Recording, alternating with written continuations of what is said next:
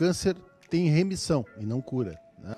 Então, o câncer, na hora que a determinação pela oncologia de cura é quando você tem um câncer, você trata esse câncer e nos próximos 5 anos ele não volta. Aí a oncologia diz, esse paciente está curado. Se ele voltar com 5 anos e 1 dia, aí eles não chamam isso, eles chamam esse câncer de curado, que é uma piada, pô. O câncer, na realidade, ele pode não curar nunca. Ele pode ser crônico e ele pode ter remissão com 20 anos. Câncer de bexiga, por exemplo. Esse aí não tem, né? Você pode ter tido um câncer de bexiga 20 anos atrás e ele voltar hoje. Quer dizer, está curado? Não, estava em remissão. Então, é preferível você chamar o câncer que está em remissão do que ele está curado. Porque você nunca sabe quando que ele vai poder voltar ou não.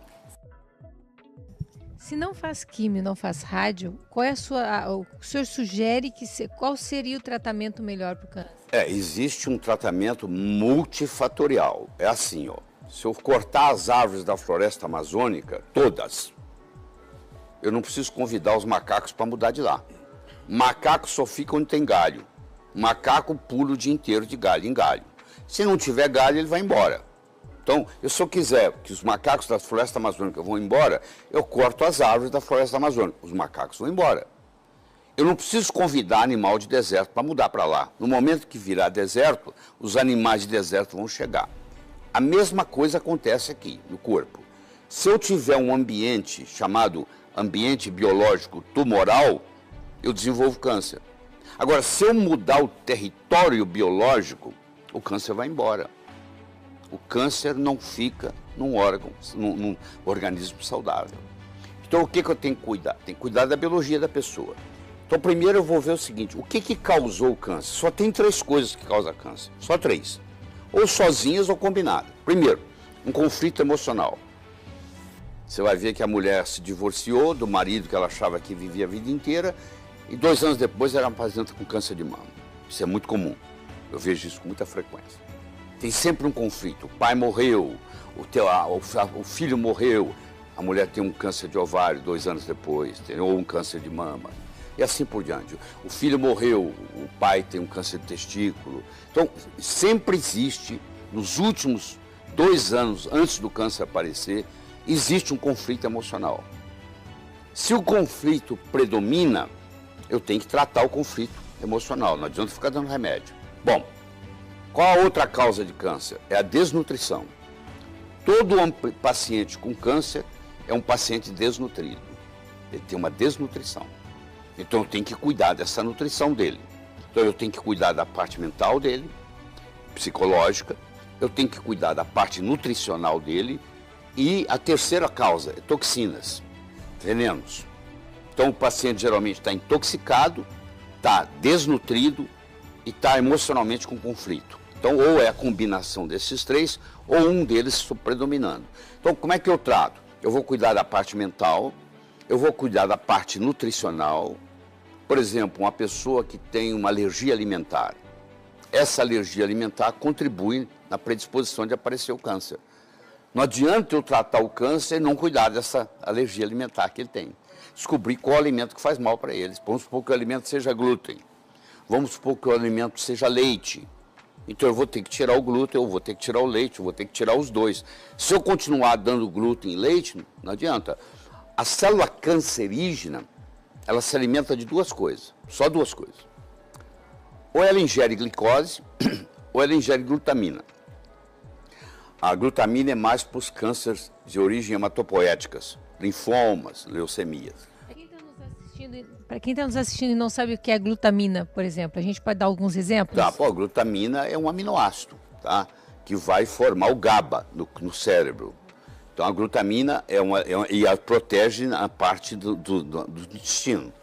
Só que pessoas com câncer nós devemos evitar dar para ela glutamina, principalmente se ela tem um câncer hematopoético, se ela tem um linfoma, uma leucemia, um mieloma múltiplo. Então, esses nós não podemos dar glutamina em hipótese alguma. Mas o que me interessa aqui mais é o açúcar, é a glicose. A célula cancerígena, e foi o Otto Warburg que ganhou o prêmio Nobel em 1931 por causa disso, a célula cancerígena ela se alimenta predominantemente de açúcar. E ela prejudica Você já deve ter visto paciente caquético, morrendo, moribundo, em carne e osso, em pele e osso, e o tumor está crescendo. O tumor cresce e o paciente está definhando. Por quê? Ele está pegando toda a glicose que tem. Então, se eu pegar um paciente com câncer e tirar dele a glicose, tirar dele o carboidrato, o tumor encolhe. Mas qual a conduta hoje? Vai no médico, o médico fala, você vai fazer quimioterapia. Doutor, e a alimentação? Fica à vontade. Se fosse você, tomava até sorvete. Pode, vai lá no shopping, toma sorvete, aproveita.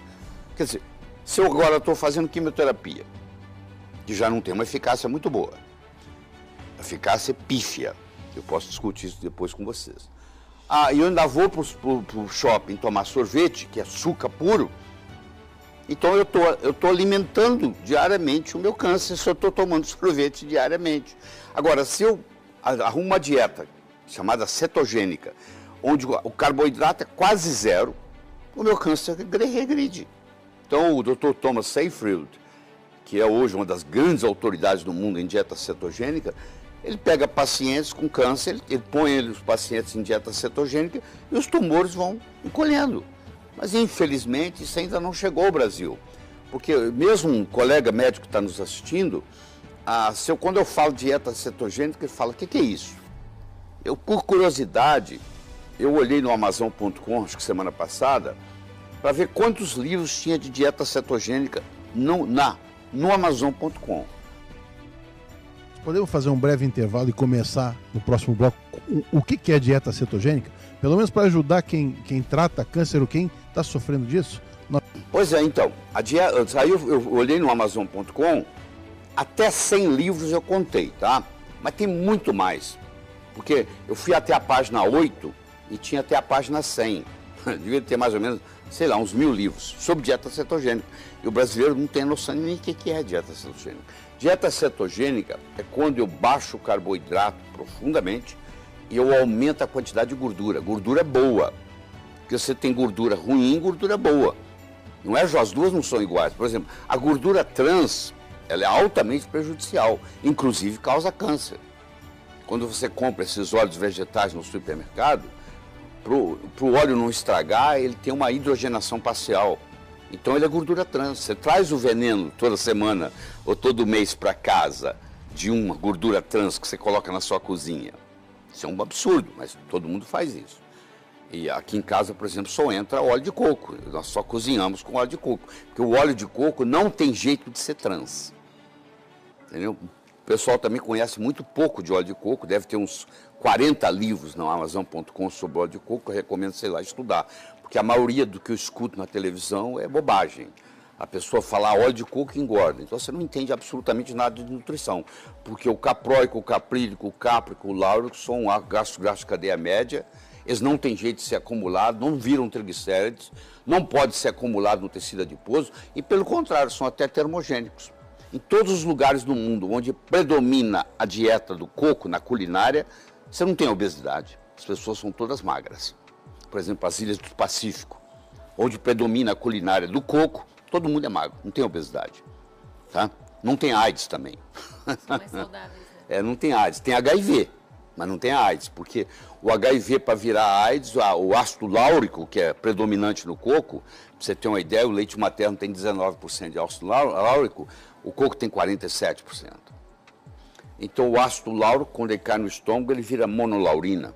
Ele mata fungo, ele mata bactéria, ele mata vírus, ele mata parasita. Então isso te dá uma saúde muito grande quando você se alimenta. Você não precisa usar filtro solar. Você toma o coco na hora de ir para a praia, uma colher de sopa de coco, de óleo de coco, ou você passa o óleo de coco na pele. Também não deixa queimar. Pode ficar o dia inteiro no sol. Então fica a dica, excelente protetor solar. Excelente protetor solar, natural, faz bem, é absorvido, vai contribuir. Não tem, é isso aí. A nossa família, todo mundo usa, as crianças, os netinhos, tudo usa óleo de coco para ir na praia. Tá? Por isso que ele está com essa cor maravilhosa. Pois é, primeira coisa que eu não tenho. Uma das coisas que a gente aprendeu na pós com o Laer era justamente isso, né? Que inclusive mulheres, uma coisa que ele citava sempre, mulheres com corrimento, né, com candidíase. Candidíase. Pois é, o ácido láurico, ele vira monolaurina, e uma das propriedades da monolaurina é antifúngica. Então ela mata a Candida albicans. Porque a Candida albicans, ela pode evoluir para a Candida glabrata e causar câncer. Uma das causas do câncer é o fungo. Não é a Candida albicans que vira glabrata. A albicans, propriamente dito, não causa câncer. Mas quando o terreno é propício, ela se transforma em glabrata. E aí ela é uma causadora de câncer. Nesse caso, é ingestão, é tomar, assim, comer de colher o óleo de coco. É, tomar de colher. Uma colher de sopa tem 14 gramas de óleo. 14 gramas. Então você toma 1 a 2 vezes por dia, tá? Mas é isso aí. Aí a dieta cetogênica que nós estamos falando. Então você ingere as gorduras boas, o ômega 3, o ômega 6, o ômega 9, porque é outro problema que existe. Todo lugar que você lê, você fala assim, mas nós temos muito ômega 6 e pouco ômega 3. É verdade, mas o ômega 6 que nós temos também está lesado, porque ele tá oxidado. Então, às vezes, é importante você tomar o ômega 6 não oxidado. Faz muito bem para a saúde quando você faz isso. Então, isso aí, quando predomina na sua dieta essas gorduras boas, e você cai o carboidrato, o câncer começa a diminuir. Você começa a tratar o câncer só com dieta. Entendeu? Nós trabalhamos com oxigênio, porque o Warburg mostrou que o oxigênio para a célula cancerígena é igual ao sol é para o vampiro. O vampiro tem que entrar no caixão e se fechar lá, porque se ele amanhecer o dia, o raio do sol mata ele, não é assim que é a lenda? Pois é, mais ou menos aqui. O oxigênio mata a célula cancerígena. Então, se eu tiver um tumor e eu jogar oxigênio nesse tumor, a célula cancerígena desenvolve apoptose. Porque o problema da célula cancerígena é que ela tem dificuldade de morrer. Ela tem uma telomerase aumentada e ela não tem a capacidade apoptótica, que é a morte natural por suicídio, então ela vai proliferando e vai aumentando. Quando você joga oxigênio nela, é um jeito dela morrer, entendeu? Então tem várias abordagens que você tem que fazer. E os detox, tem muito câncer com metal pesado, que é a oncologia clássica não dá bola, que mercúrio, chumbo, alumínio, que predispõe ao câncer. Então isso tem que ser retirado, quelado, entendeu? Você faz quelação, inclusive oral. Coentrum, que é um condimento simples, você colocar na comida, faz quelação, entendeu?